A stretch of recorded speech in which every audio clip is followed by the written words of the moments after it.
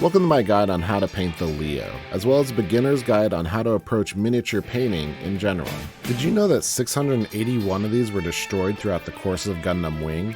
It's a tin can, but we love it anyways. This video is going to be a slightly longer one, so if you want to skip all the beginner stuff and jump right to the painting guide, I'll include a link to the timestamp below. So I'm going to go over a list of things that you're going to need to start painting miniatures, and the first thing you're going to need is your miniature. I've got my Leo here. There's some basing material on it, but we're not going to go over basing. I'm going to release a video that includes basing guides in the future. So one of the vital components of miniature painting is actually water, and to carry your water, you're going to need a vessel. I personally suggest a mug, and preferably a heavy mug, because you don't want to accidentally knock over your paint. I've done it many times. It's not fun. It creates a mess. It ruins things. You don't want to do it. Next, you're going to want a brush. I have one of my many brushes here. It's a BlueSky sable brush. It's very nice. It was expensive, but as my fiance says, buy once, cry once. Get yourself a nice tool, as it'll make painting easier. It is okay to use synthetic brushes. I have a bunch of really bad brushes that I use for some general workhorse stuff like painting bases or dry brushing. They're useful, and when you're new, you will ruin brushes, so I don't think it's a bad idea to start on synthetic brush. I personally painted with Army Painter synthetic brushes for a long time. They work great, but the BlueSky Sable definitely elevated my game, and it was much better to paint with. Size matters less than people think. A 0, a 1, or a 2 will get the job done just fine no matter what. The next thing you're going to want is a palette, and I have right here an Army Painter wet palette. You don't have to have a wet palette, but it's something that I'm always going to suggest because it helps keep your paints wet, thin, and consistent. Something that isn't a wet palette would be like this top here, where it's just a piece of plastic. You take your paint, you put it on it, and it stays there. That paint will also dry out quickly and waste paint. I have right here my wet palette, and what it is realistically is a sponge with a baking sheet over it, and you pour water in it so that the sponge absorbs that water and helps keep anything that's on top of that baking paper moist and wet. Using a plastic palette can cause your paint to dry up quickly, which makes it apply worse because it's dry, and it can even add texture to your mini, which you don't want. If you don't want to buy a wet palette, you can always look up a guide on YouTube to create your own one. It's pretty easy, but there are some great wet palettes out here. I've got this Army Painter one. It works great. Next, you're going to want a primer, and there are a lot of different brands out there, and they all work great. My personal preference is the Citadel color. It's really expensive, and I won't even lie, it's really bad, but it always applies really well for me, and I appreciate that because I value consistency. Now, most of the time, priming is as simple as aiming and spraying, but there are some things you want to note so you don't damage your miniature, and what that is you want to stand about 2 feet away from your miniature when you're spraying it, or arm's length is really good. You want to keep a track of the weather. If it's humid out there, don't prime. If it's cold out there, don't prime. By priming in bad conditions, you can cause frosting on your model as well as unwanted texture, so it's best to avoid it. Next, I'm going to talk about painting handles, and I have one of Citadel's here, one of the large ones with some blue tack on it. And I utilize this blue tack to kind of just plug my miniatures on it rather than using the grabbing function that the painting handles have. The blue tack keeps it on there nice and sturdy, which allows us to paint it comfortably. And it's really important for ergonomics to be able to hold these comfortably. If you're just grabbing the miniature by the base and you've got this C-grip, it's going to be bad for your ergonomics. It could hurt your hand in the long run. And you don't need to buy a fancy product in order to have a painting handle. Here's some cork. I also use pill bottles as well as random things like paint bottles or even glue bottles like this. Blue tack and anything you can grip comfortably works.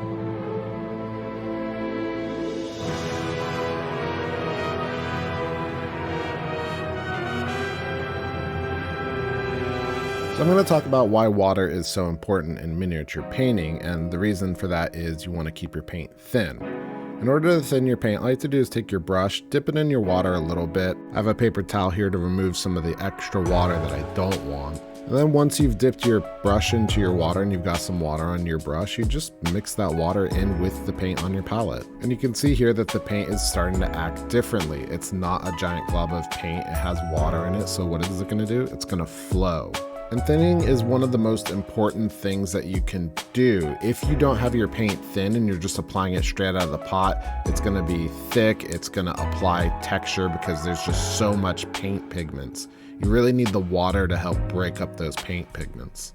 And getting that consistency isn't easy and it takes some practice, but as you saw as I did on my palette, it was pretty fast. And with my paint thin, I can just apply it pretty heavily onto this miniature and it's gonna dry in a way that's not gonna ruin any of the details or anything like that. By the way, as you're painting, you wanna clean your brush often, and it's not just when you're done with a color, it's often. So stop every now and then and just clean it. I just clean my brushes by running my brush alongside the rim of my mug in the water, and then I just dry it off on the paper towel. You can definitely do better in your brush care than I'm doing here, but I'm kind of a monster. The first coat of our Gung Ho Green is dried and you can see it's kind of splotchy, so we need to add another coat. Multiple thin coats will give you a strong color as well as not remove any details. And those details are why it's so important to thin. We're gonna go back in with our Gung Ho Green and apply our second coat to get that color nice and strong.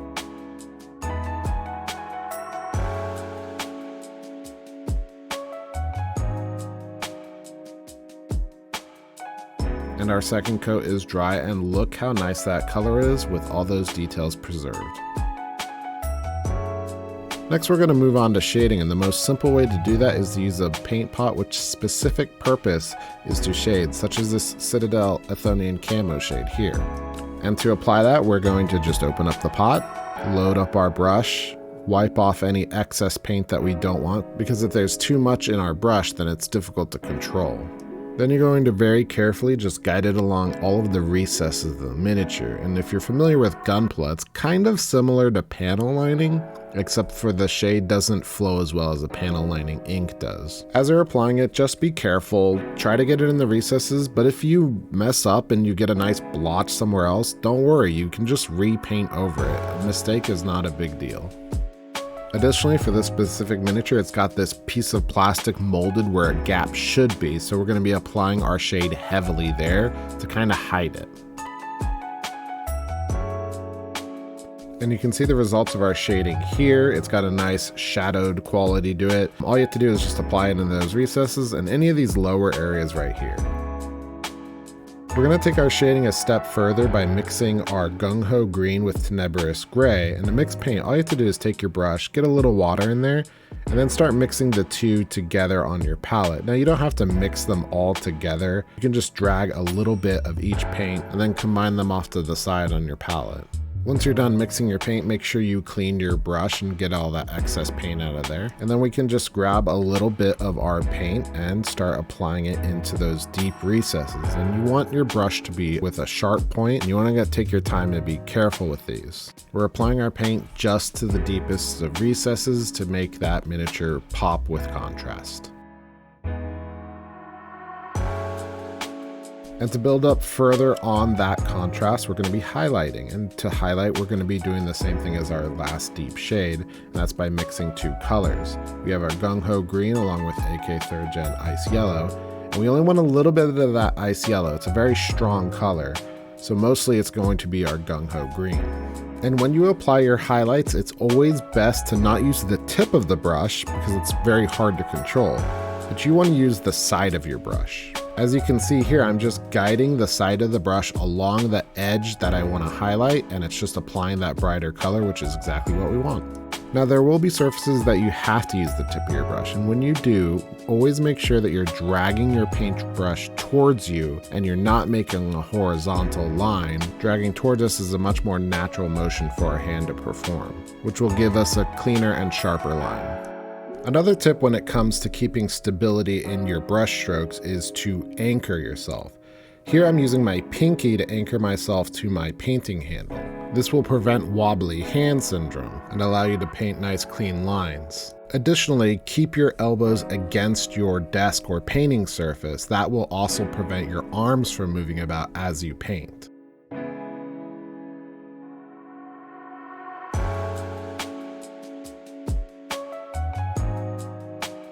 And for a final touch for our green, I'm just going to take mostly ice yellow with a small little bit of gung ho green and apply tiny little dots to the corners of some of my edges. Don't do a whole lot of this, but the little amount that you will do will create additional interest at those highlight points. With our green done, we're going to move into our details and we're going to keep them simple. We're going to start with Doombull brown on these brown areas of the Leo. Be careful as you apply it because you don't really want to get it on that green. If you do, you can just reapply gung ho green to clean it up, but we want to save ourselves some time by being neat.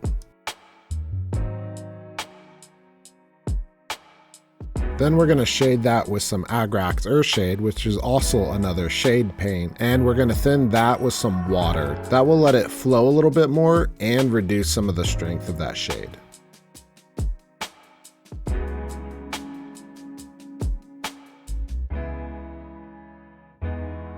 Next, we're going to move on to our gray details, and we're going to apply it to areas such as these little circles here, as well as the verniers down here, the joints,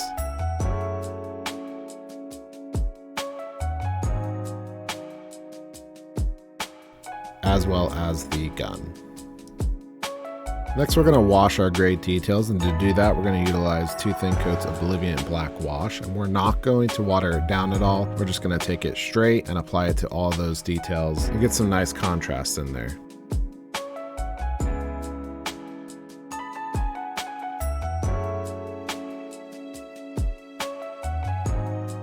Then we're going to move on to the eye, and yellow is a very difficult color to paint because of the way pigments work.